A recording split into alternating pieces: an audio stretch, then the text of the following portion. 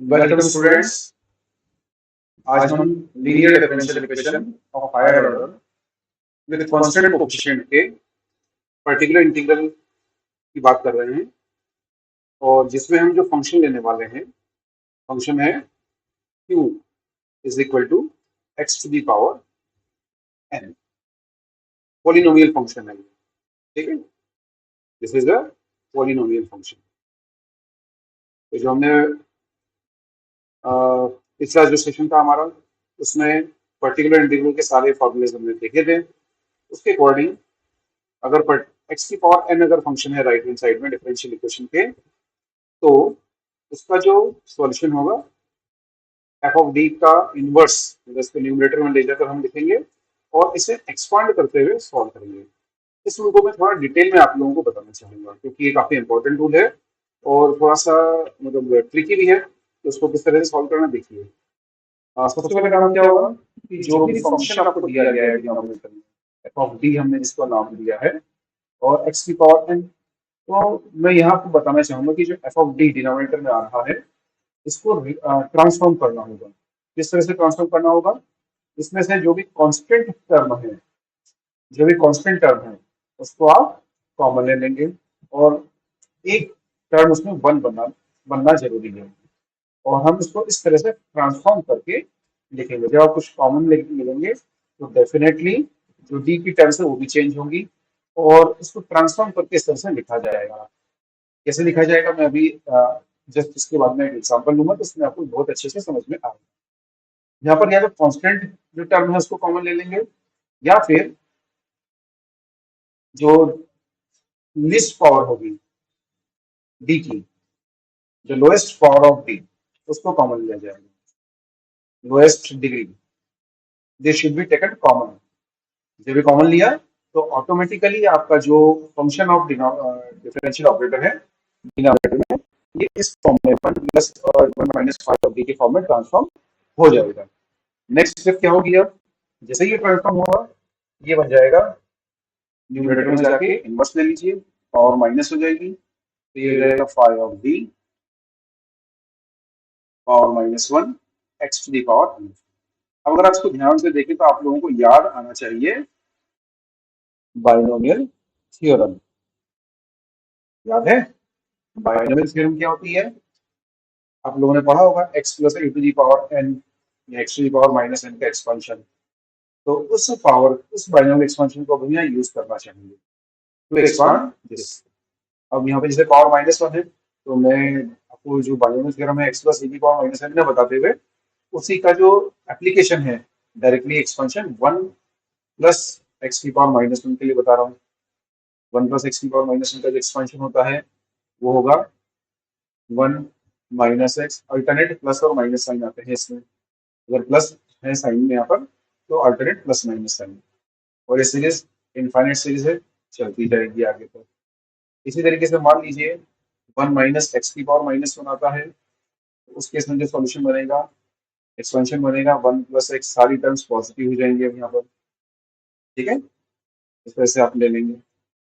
और नेक्स्ट मान लीजिए कभी कभी क्वेश्चन में ऐसा भी आता है वन प्लस एक्स की पावर माइनस टू आ गया, तो यहाँ पर आ जाएगा one minus two x plus three x square minus four x cube, और आगे चलता जाएगा। इसी तरीके से मान लीजिए हो सकता है वन माइनस एक्स की पावर माइनस टू का एक्सप्रेशन कहीं मिल जाए, तो हम लिखेंगे वन, सारी टर्म्स पॉजिटिव हो जाएंगी, one plus two x plus three x square plus four x cube and so on. इस तरह से ये पूरा एक्सपेंशन बनेगा। अब ये जो एक्सपेंशन हमने यहाँ लिखे हैं, इन एक्सपेंशन में जहां भी एक्स आ रहा है उसकी जगह क्या लिखा जाएगा? पाई ऑफ, और आप इसको एक्सपांड कर देंगे, ठीक है। अब समझने वाली सबसे ज्यादा इंपॉर्टेंट बात है कि यहाँ पर आप जो लिख रहे हैं एक्स की पावर एम आपको दिया गया है, जिसको कि हमें इंटीग्रेट करना है। तो सवाल ये आता है कि ये सीरीज जो है इनफाइनाइट सीरीज है, बाइनोमियल थ्योरम के अकॉर्डिंग से आपने एक्सपेंशन किया, तो कितने टर्म्स तक हम लिखेंगे? तो ये डिपेंड करता है पावर ऑफ एन पर, ठीक है। तो एक्सपांड कहाँ तक करेंगे? एक्सपांशन कहाँ तक होगा? एक्सपांड अप टू एक्स की पावर एन है तो एक्स की पावर एन तक आपको एक्सपांड करना पड़ेगा। मान लीजिए एक्स की पावर 2 आता है कहीं पर, तो हम केवल एक्स की पावर 2 तक का एक्सपेंशन उसमें करेंगे। एक्स की पावर 3 अगर कहीं आता है तो हम एक्स की पावर 3 तक का एक्सपेंशन करेंगे। ठीक है, तो ये सबसे इंपॉर्टेंट चीज है जिसको आप याद रखेंगे, भूलने की बात नहीं है, क्योंकि स्टूडेंट्स भूल जाते हैं कि कहाँ तक उसको लिखना है। ठीक है, अब इसी जो मैंने डिस्कस किया है इसी का एक एप्लीकेशन हम देखते हैं, इसका एक सॉल्यूशन हम लेते हैं। मान लीजिए क्वेश्चन हमें दिया गया है, सॉल्व d2y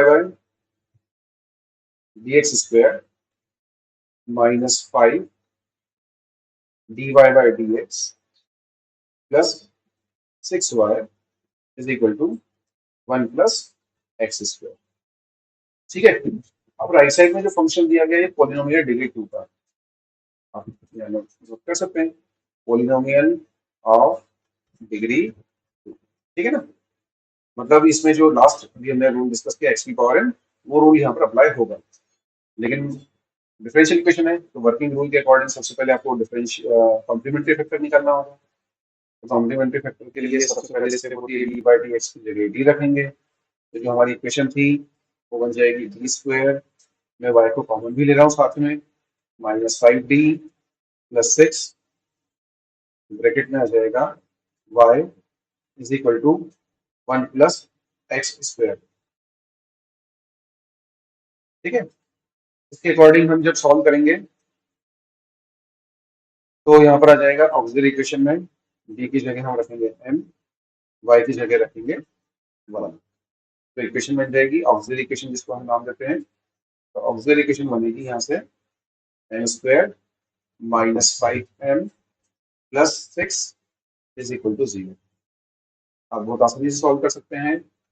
यहाँ पर जो नंबर है 6 है और या 5 है, मैं स्प्लिटिंग द मिडिल टर्म से सॉल्व कर रहा हूँ, तो दो नंबर हमें चाहिए जिनका मल्टीप्लिकेशन 6 हो और एडिशन सब्ट्रैक्शन माइनस का 5 हो। तो इसको हम लिख सकते हैं एम स्क्वायर प्लस का 6 चाहिए, दोनों नंबर हम माइनस में ले सकते हैं, minus 2m minus 3m plus 6 is equal to 0।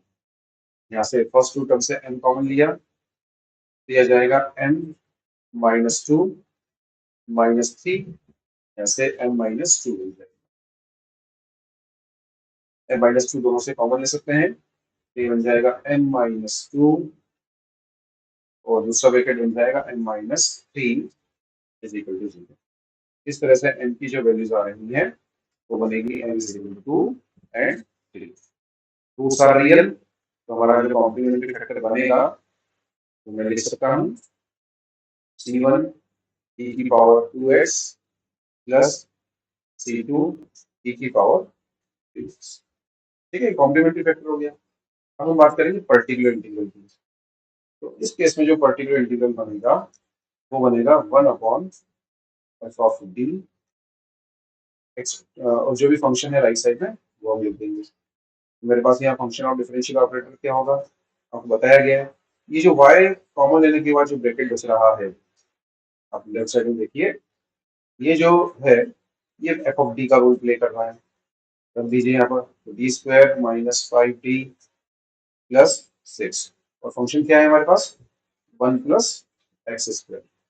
Right, अब हम यहाँ पर जो रूल अप्लाई करेंगे एक्स की पावर m का रूल अप्लाई करेंगे। तो उस रूल के अकॉर्डिंग हमने क्या लिखा था, हमने लिखा था 1 upon F of D x की पावर n है, तो इसे हमें लिखना है कांस्टेंट या सबसे छोटी पावर जो डी की होगी कॉमन लिया, एंड देन रीअरेंज और रीराइट इन दिस फॉर्म, और इसके बाद में बाइनोमियल एक्सपेंशन के थ्रू आपने इसको सॉल्व किया। तो ये हम कैसे लिख रहे हैं देखिए, अब आप एक टर्म आपकी क्या होनी चाहिए 1 होनी चाहिए।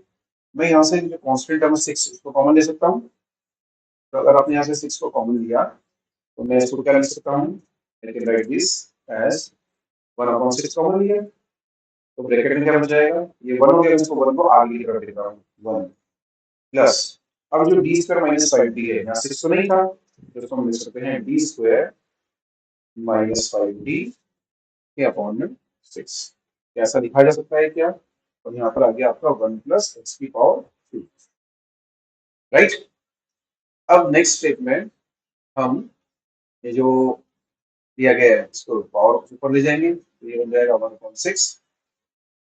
मैं लिख सकता हूँ 1 + d² - 5d/6 की पावर -1 और ब्रैकेट है हमारा जो फंक्शन है 1 + x² दिया है। अब हम लोग बाइनोमियल थ्योरम अप्लाई करेंगे। ठीक है, बाइनोमियल एक्सपेंशन। और बाइनोमियल में कौन सी, यहाँ पर बन जाएगा आपका 1 + x की पावर -1 वाला जो एक्सपेंशन है वो यहाँ पर हमारे काम आ जाएगा। ठीक है, x की वैल्यू कितनी हो जाएगी, ये पूरा x हो जाएगा d² - 5d/6। x की जगह ये लिखेंगे तो याद होगा आपको, अल्टरनेट प्लस और माइनस साइन आएगा तो 1 - x + x² - x³। ठीक है, ये एक्सपेंशन हमारा बनेगा। और यहाँ पर ये भी मैंने बताया था कि जो पावर है x की उस उतनी टर्म तक आपको यहाँ पर एक्सपांड करना है। ठीक है, तो यहाँ पर हम एक्सपांड करेंगे, x की पावर 2 है, 1 + x² है, तो 1 + x² जो दिया गया था उसके अकॉर्डिंग आप देखेंगे यहाँ पर, तो x² मतलब मुझे 3 टर्म्स तक जाना है। ऐसा क्यों, अब ये बात समझ में आएगी। मैं इसको एक्सपांड करके लिखा, जब हम इसको एक्सपांड करेंगे थोड़ा सा मैं यहाँ से स्टेप लिखना स्टार्ट कर रहा हूँ बाइनोमियल एक्सपेंशन के लिए। तो मैं लिखा 1/6। अब जहाँ भी x है, x की जगह क्या रख देंगे आप, d² - 5d/6, ये x की जगह रखेंगे तो एक्सपेंशन बन जाएगा 1 माइनस, यहाँ पर आपने रखा d² - 5d/6 plus x² plus इसका स्क्वायर किया d² - 5d/6 का स्क्वायर और बाहर है ब्रैकेट में 1 + x²। ठीक है, यहाँ पर रफ याद रखिएगा। अब हम क्या करेंगे, 1 + x² का मल्टीप्लाई अंदर की तरफ कर देंगे हर टर्म में, तो 1 + x² का मल्टीप्लाई करने के बाद मुझे मिलेगा 1 + x² पहली टर्म आ गई माइनस, यहाँ से बनेगा d² - 5d/6, यहाँ पर आ जाएगा 1 + x² प्लस d² - 5d/6 और इसका स्क्वायर और ब्रैकेट के बाहर आ जाएगा 1 + x²। ठीक है, ये आपको समझ में आ गया होगा जो मैंने बताया था अभी आपको, इसमें मैं यहाँ से साफ कर देता हूँ। ठीक है, तो ये चीज हमने यहाँ पर अप्लाई की है। आई होप ये चीज क्लियर है आपको। ठीक है, अब करना क्या है देखिए आप यहाँ से, यहाँ पर जो लिखा गया है 1 + x² का मल्टीप्लाई हमने अंदर की तरफ कर दिया है। और आपको याद होगा जो स्टेप सबसे पहले स्टेप है इक्वेशन सॉल्व करते हुए, आप देखिए यहाँ पर हमने क्या लिखा है, यहाँ पर हमने लिखा है d/dx = d। ठीक है, देखिए इसका मतलब ये हुआ कि जहाँ भी d लिखा गया है वो d² है, मतलब डिफरेंशिएशन करना है। इट मींस मुझे अब यहाँ डिफरेंशिएट करना है 1 + x² का। ठीक, और x² है तो मुझे पता है कि x² के केवल दो ही डेरिवेटिव आएंगे, पहला डेरिवेटिव 2x हो जाएगा और दूसरा डेरिवेटिव 2 आ जाएगा। थर्ड डेरिवेटिव और उसके आगे के सारे डेरिवेटिव 0 हो जाएंगे, इसलिए हमने यहाँ पर केवल d² तक की ही टर्म्स को लिखा है। ठीक है ना, हम इसको एक्सपांड कर लेते हैं, सिंप्लीफाई कर लेते हैं, तो ये आ गया 1/6। यहाँ से फर्स्ट टर्म रहेगी 1 + x²। अब देखिए 1 + x² का डिफरेंशिएशन किया है 2 बार, तो 1 तो कांस्टेंट है तो 1 का डेरिवेटिव 0 हो जाएगा।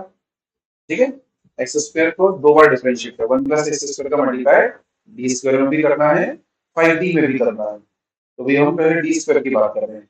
फर्स्ट सेकंड डेरिवेटिव d² का 0 हो जाएगा, उसी तरीके से जब x² को 2 बार डिफरेंशिएट करें तो क्या बनेगा, 2 बनेगा। ठीक, माइनस 5d एक बार डिफरेंशिएट करना है तो 1 का तो पहला डेरिवेटिव 0 ही हो जाएगा, दूसरा x² को जब एक बार डिफरेंशिएट करें तो 2x आएगा, 2x में 5 का मल्टीप्लाई किया तो बन जाएगा 10x। क्लियर है आप सभी को। अपॉन में 6 था, तो डी स्क्वायर मतलब 1 का 0 हो गया, एक्स स्क्वायर का 2 आ जाएगा, तो हमने ऐसे कैसा लिख दिया 5d, पहला डेरिवेटिव 1 का 0 हो गया, एक्स स्क्वायर का 2x हो गया, और उसमें 5 का मल्टीप्लाई किया तो 10x। इसी तरीके से आगे देखिए, अब आगे जो दिया गया है डी स्क्वायर माइनस 5d का होल स्क्वायर है, ठीक है।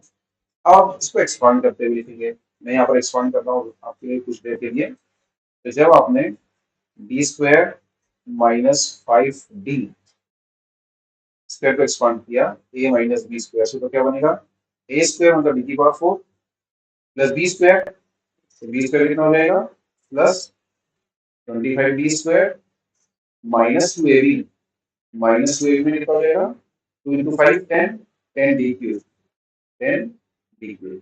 तो आप देखिए हम पहले ही बता चुके हैं कि एक्स स्क्वायर हमारा फंक्शन है, तो उसके केवल दो ही डेरिवेटिव एग्जिस्ट करते हैं, तो डी की पावर 4 वाली टर्म 0 हो जाएगी, डी की पावर 3 वाली टर्म 0 हो जाएगी, केवल एक टर्म बचेगी यहाँ से 25d स्क्वायर, उसको मैं लिख देता हूँ, तो क्या बनेगा 25 माइनस 6, ये तो एज इट इज आ गया, डी स्क्वायर, तो 1 का डेरिवेटिव 0 हो जाएगा, और एक्स स्क्वायर को जब डिफरेंशिएट कर दो बार, पहली बार में 2x आया, दूसरी बार में 2 आया, यहाँ पर बचेगा 2, ठीक है। तो यहाँ से हमने जब इसको लिखा, तो आप इसको सिंप्लीफाई करते हुए लिख सकते हैं अब 1/6 1 प्लस एक्स स्क्वायर, ब्रैकेट भी ओपन कर लेते हैं, माइनस 1/3 प्लस 10/6 है, उसको 5/3 लिखा जा सकता है, ठीक। यहाँ से आ जाएगा 150/6, 50/6 को या 25/3 लिख सकते हैं इसको, ठीक है ना, 2 से कैंसिल कर दिया, तो 2 3 जा 6, ये बन गया आपका 25/3। ये एक्सप्रेशन हमारा बन गया, तो आप लिख सकते हैं, तो यही हमारा रिक्वायर्ड पर्टिकुलर इंटीग्रल होगा। यहाँ से मैं लिख सकता हूँ इसको रीअरेंज करते हुए 1/6 इंटू, अरेंज कर दिया, एक्स स्क्वायर की टर्म आ गई प्लस 5/3x, और कॉन्स्टेंट को आप ऐड कर लीजिए, तो 25/3 माइनस 1/3, तो 24/3 हो जाएगा, 24/3 में 1 को ऐड कर देंगे आप, तो 27/3 आ जाएगा, प्लस 27/3, ये हमारा रिक्वायर्ड पीआई होगा, this is the required pi. I hope ये चीज क्लियर होगी आपको, और जो सॉल्यूशन बनेगा क्या बन जाएगा, हम सी एफ प्लस पीआई करके अपना सॉल्यूशन लिख सकते हैं। तो मेरा सॉल्यूशन हो जाएगा y is equal to c1 e की power 2x plus c2 e की पावर 3x, फिर आगे आपका पी आ जाएगा plus 1/6 x square plus 5/3 x plus 27/3। I hope कि ये सॉल्यूशन आपको क्लियर होगा।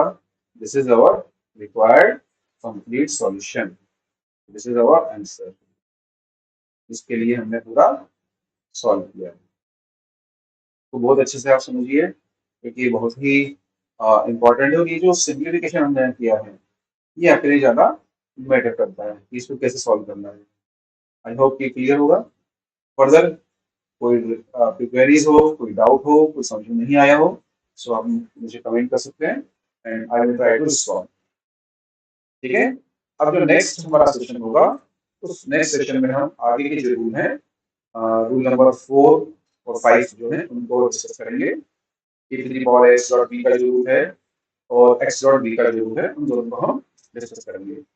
आई होप ये सेशन आपको अच्छा लगा होगा, आप लाइक कर सकते हैं, एंड मोस्ट इम्पोर्टेंट कि आप सब्सक्राइब कर लें मेरे चैनल को, तो जो भी मैं लेटेस्ट लेक्चर्स अपलोड कर रहा हूँ आपको उसकी जानकारी मिलती रहेगी और आपको बेनिफिट मिलता रहेगा। Thank you, have a nice day.